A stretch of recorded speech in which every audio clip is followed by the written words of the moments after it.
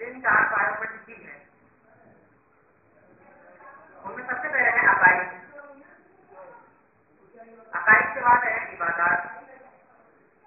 عبادات کے بعد ہے احکامات. اور احکام کے بعد ہے شرعی معاملات. لیکن اس مجلس میں معاملات کی جگہ لفظ اخلاق کا استعمال کروں. سب سے پہلے ہے عقیدہ. ہمارے عقیدے کو نہ صحیح اور درست ہونا چاہیے بلکہ اس کو اس کی صحیح جگہ پر ہی ہونا چاہیے. مثال کے طور پر کروں, بیج اگر خراب ہے تو درخت پیدا نہیں ہوگا. بیج اگر صحیح ہے لیکن زمین خراب ہے تو بھی درخت پیدا نہیں ہوگا. اسی طرح اگر ہمارا عقیدہ درست ہے اور لیکن وہ عقیدہ فقط زبان کے اوپر ہے, دل سے نہیں ہے, وہ عقیدہ فقط زبان کے اوپر ہے, دل سے نہیں ہے, تو اس کا سفر ہمارے عمل میں نظر نہیں آئے گا, ہمارے کردار میں دکھائی نہیں دے گا. اور ایسا عقیدہ جو فقط زبان کے اوپر ہو تو ایسا عقیدہ دین, اسلام اور مذہب کی رسوائی کا سبب بن جاتا ہے. عقیدے کے ثابت ہونے میں عقیدے کی کوئی دلیل نہیں ہوتی. کسی دلیل کی ضرورت نہیں ہوتی عقیدے کے لیے. عقیدہ درست ہے. آپ اس مجلس میں نصیب فرمائیں, یہاں ٹیوب لائٹ چل رہی ہے, بلب چل رہے ہیں. اگر بلب نہ چل رہا ہو, اگر بلب نہ روشن ہو اور آپ کی دلیل دیتے رہیں کہ اس میں بجلی موجود ہے یا اس میں کرنٹ دوڑ رہا ہے, تو کوئی بھی اگر اس بات کو ماننے کے لیے تیار نہ ہوگا. اور جتنا زیادہ وولٹیج ہوگا اتنی ہی زیادہ روشنی ہوگی, جتنا وولٹیج کم ہوگا اتنی ہی روشنی مدھم ہو جائے گی, اور جتنا وولٹیج غائب ہو جائے گا, جب وولٹیج غائب ہو جائے گا تو روشنی بھی غائب ہو جائے گی. عمل اور عقیدے میں بھی یہی تناسب ہے. عقیدہ ہمارا درست ہوگا تو ہمارے عمل کی روشنی بڑھ جائے گی, ہمارے عمل کی روشنی میں چمک پیدا ہوگی. عقیدہ ہمارا درست نہیں ہے تو ہمارے عمل کی روشنی بھی مدھم ہو جائے گی, لیکن اب جب ہمارا عقیدہ غائب ہو جائے گا تو ہمارے عمل کی روشنی بھی غائب ہو جائے گی. تو یہ عمل اور عقیدے کا تناسب. یہ مطلب درست نہیں ہے.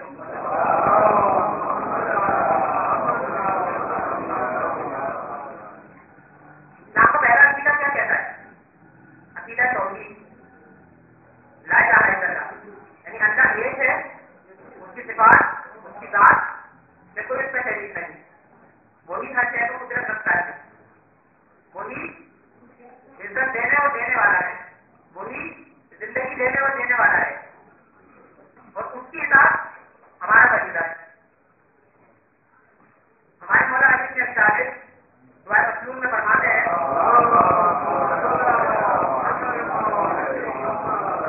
کہ اے وہ ذات گرامی کہ جس کے بارے میں کوئی کچھ نہیں جانتا, جس کے بارے میں کوئی کچھ نہیں جانتا, وہ کیسا ہے کوئی نہیں جانتا, وہ کب سے ہے کوئی نہیں جانتا, وہ کہاں ہے کوئی نہیں جانتا, پر جو کچھ جانتا ہے وہ وہی جانتا ہے, جو کچھ جانتا ہے وہ وہی جانتا ہے.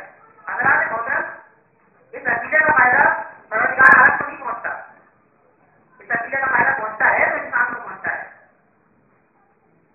آپ نے دیکھا ہوگا کہ دنیا پانی میں انسان 2 ہی سببوں سے جرم کیا کرتا ہے, یا تو کسی خوف میں, کسی ڈر میں, یا کسی لالچ میں. لیکن جب یہ عقیدہ, جب پختہ عقیدہ اس کے دل میں گھر کر لیتا ہے تو پھر صورت حال یہ نہیں ہوتی.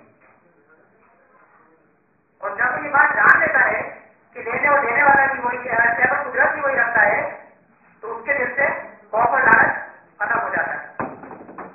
یہ دوسرے لفظوں میں کہوں کہ عقیدہ توحید انسان کے دل کو معاشرتی برائیوں سے پاک کرتا ہے.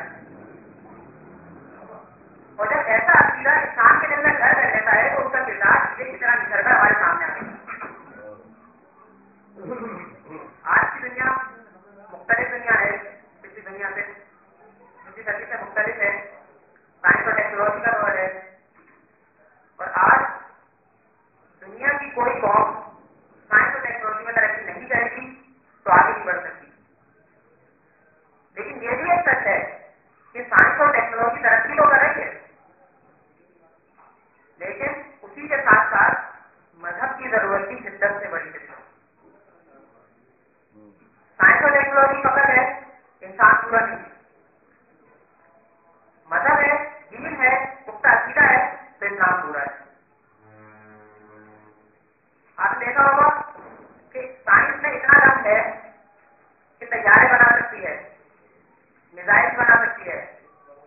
एस्ट्रोनॉटिक प्लेन बना रही है, लेकिन क्या साइंस में इतना दम है कि वो इंसान बना सके? साइंस में इतना दम है कि वो इंसान बना सके? नहीं है। तो बस साबित हो गया कि इनकी जरूरत के साथ साथ मजहब की जरूरत भी है, दीन की जरूरत भी है। इस पूरी दुनिया में आपको एक चीज मिलेगी, पूरी दुनिया में इंसान जुर्म से नहीं भागता, लेकिन जब सजा में फंस जाता है तो फिर भागता है, फिर सजा से भागने की कोशिश करता है, सजा से बचने की कोशिश करता है, वकीलों को पैसे देता है किसी तरीके से इस सजा से बचा जा सके। लेकिन वही बात कि जब वो मुक्ता सीधा उसके दिल में बैठ जाता है, फिर सूरत हाल उल्टी हो जाती है। फिर वो इंसान जुर्म करने से भागता है, लेकिन सजा से बचने की कोशिश नहीं करता। अगर जुर्म में फंस भी जाता है तो सजा से बचने की कोशिश नहीं करता। आपके सामने वाकया करता चलूं, मौलाना का जमाना है, आप तक खिलाफत पर तस्लीम फरमाए, भाई हो गया है कि इंसान से खता हो गई, उससे चोरी हो, कि आज चोर नहीं है, आज भी चोर है, वो तो बेचारा मामूली चोर था, वो जब मौलाना के जगह में हाजिर हुआ और अच्छी बोला मैं चोरी की है। आप जानते ही हैं कि इस्लाम में चोरी की सजा कितनी सख्त है, कितनी सख्त है, यानी कि जुर्म करने वाले के, चोरी करने वाले के हाथ काट दिए जाते हैं। बेशक इस्लाम में चोरी की सजा बहुत सख्त है, लेकिन इस्लामी शरीयत का उसूल यह है कि जहां तक हो सके, जहां तक मुमकिन हो सके, मुल्जिम को डाउट का बेनिफिट दो, शको शुबे की गुंजाइश दो कि उसने ये कहा किसी मजबूरी में तो नहीं करी। ऐसी 9 शराइत है, जब ये शराइत पूरी होती है उसके बाद इंसान के हाथ काटे जाते हैं। कि वो भूखा तो नहीं है, वो फकीर तो नहीं है, मिस्कीन तो नहीं है, कर्ज माजरा तो नहीं है। तो ये मौलाना की खिदमत में हाजिर हुआ तो कहा मौला मैंने चोरी की है, और मौला एक एक करके उसके सामने शराइत रखते जाते हैं। मौलाना वाले ये तो नहीं था, ये भी नहीं था, ये तो नहीं था, ये भी नहीं था। यानी आपने देखा मुलायजा कि आपने कि जो काजी है, जज है, वो मुल्जिम को सजा से बचाना चाह रहा है, और जो मुल्जिम है वो खुद को सजा में फंसाना चाह रहा है। जब तमाम शराइत पूरी हो गई तो मौलाना ने फरमाया कि ऐसा अब मैं तुझसे 3 दफा इकरार दूंगा, 3 दफा इकरार दूंगा, और अगर तूने अपनी चोरी का इकरार किया और तमाम दरवाजे अपनी सजा से बचने के अपने ऊपर बंद कर दिए तो उसके बाद मैं तेरे हाथ काटने पर मजबूर हो जाऊंगा। चनाचे इकरार किया गया कि बोल तूने चोरी की? हाँ मैंने चोरी की। बोल तूने चोरी की? हाँ मैंने चोरी की।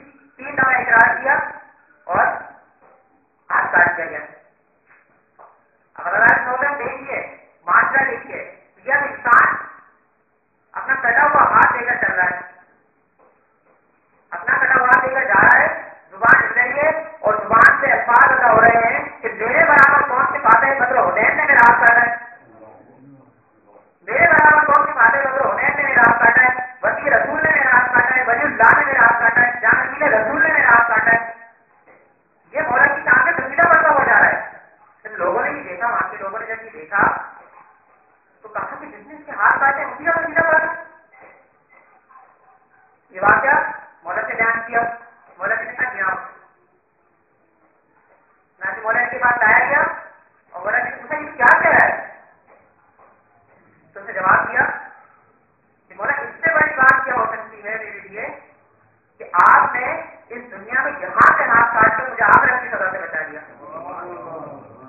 दुनिया में यहाँ से हाथ काट कर मुझे आखिरत की सजा से बचा दिया। एक मरतबा जनाज़े ने कहा लाओ कटा हुआ हाथ मुझे दो, एक मरतबा जनाज़े ने कहा लाओ कटा हुआ हाथ मुझे दो। वो हाथ मौलाना के वहां रखा जहां पे कटा था, जुबान हुई, होठों में चुम्बित हुई और हाथ जुड़ गया।